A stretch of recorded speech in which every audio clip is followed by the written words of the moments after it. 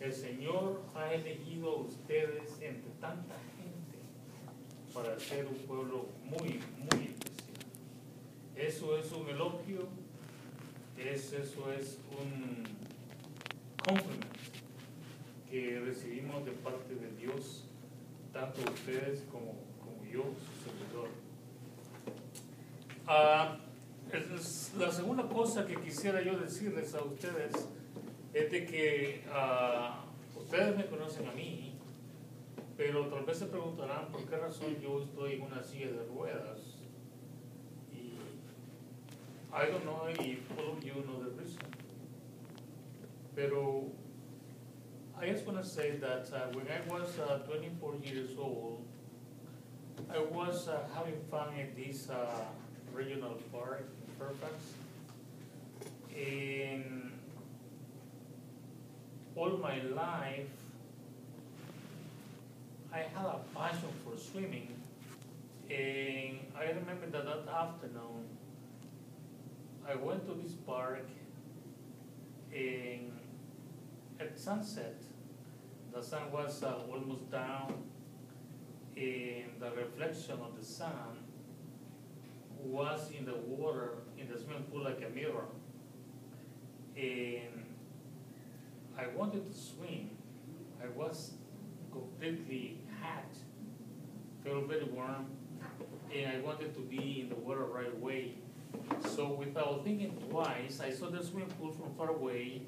I ran toward the swimming pool, and I just saw the reflection like a mirror on the water and jumped.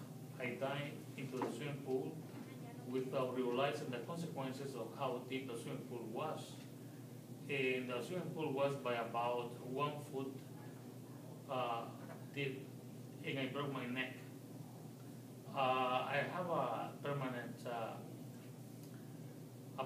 damage of the cervic C5 and C6.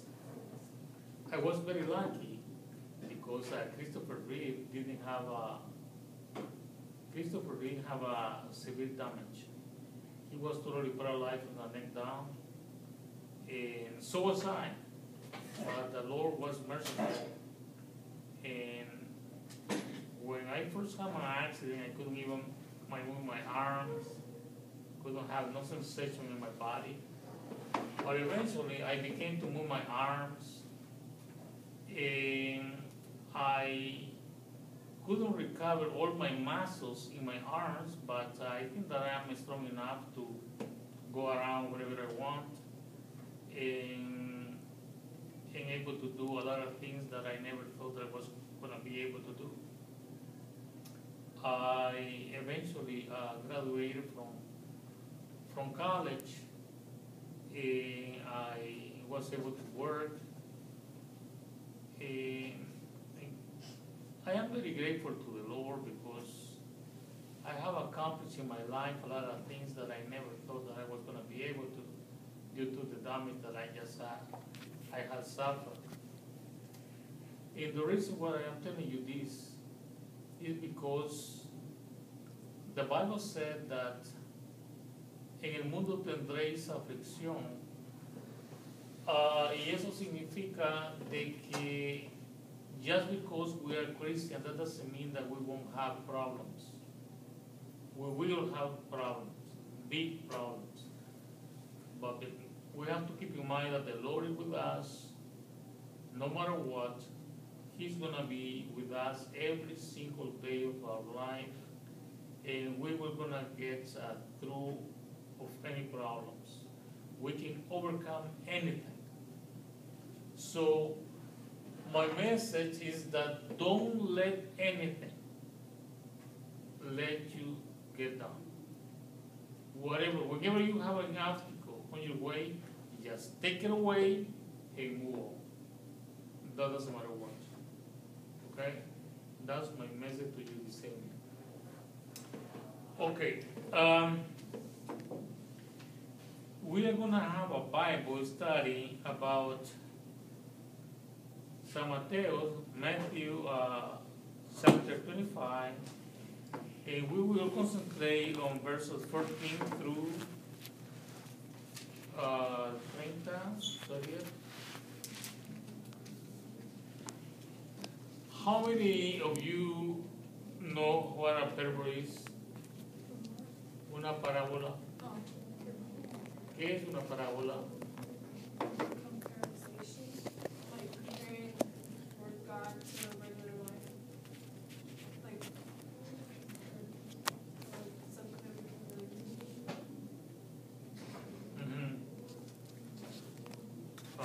Anybody tell me what it is? Feel free to ask questions. This is a Bible study. You can make your own opinions, ask questions, make any statements, anything you like. You are welcome to do so. So, have you ever studied, who your teacher, la hermana Magdalena Lozano? ¿No les enseña a ustedes la hermana Magdalena Lozano? Sunday school? Not all the time. Just like Okay, you have two teachers, right? yeah, there's different teachers. Okay, have you ever studied this parabola? Yeah. So you're acquainted with that? You know the meaning of it? Good, that's good. Okay.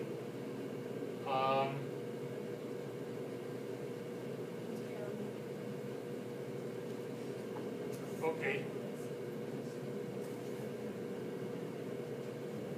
Can anybody read the parabola?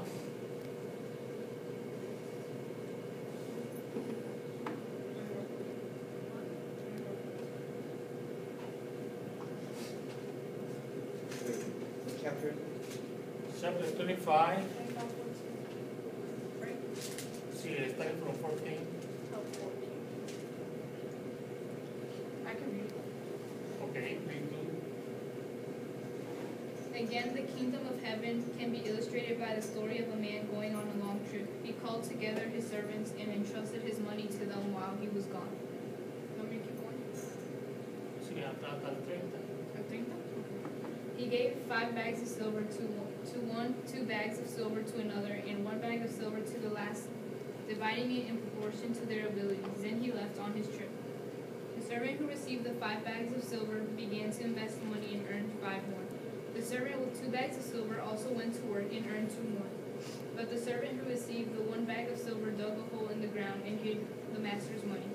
After a long time, their master returned from their trip and called them to an account of how they had used his money. The servant to whom he had entrusted the 5 bags of silver came forward the 5 more and said, Master, you gave me 5 bags of silver to invest, and I have earned 5 more. The master was full of praise. Well done, my good and faithful servant. You have been faithful in handling this small account, so now I give you many more responsibilities. Let's celebrate together. The servant who had received the 2 bags of silver came forward and said, Master, you gave me 2 bags of silver to invest, and I have earned 2 more. The master said, Well done, my good and faithful servant.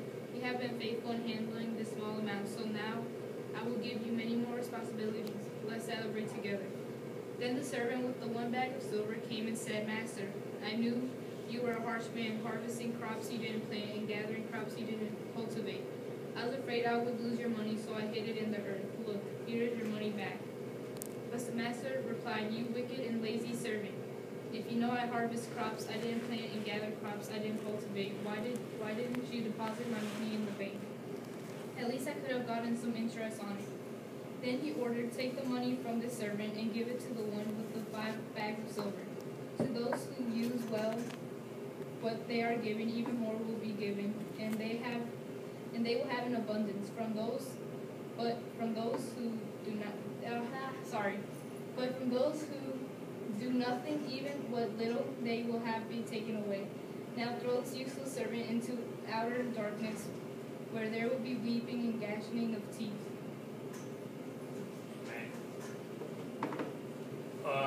Esta parábola fue narrada por el Señor Jesucristo aproximadamente faltando una semana para que Él fuera crucificado.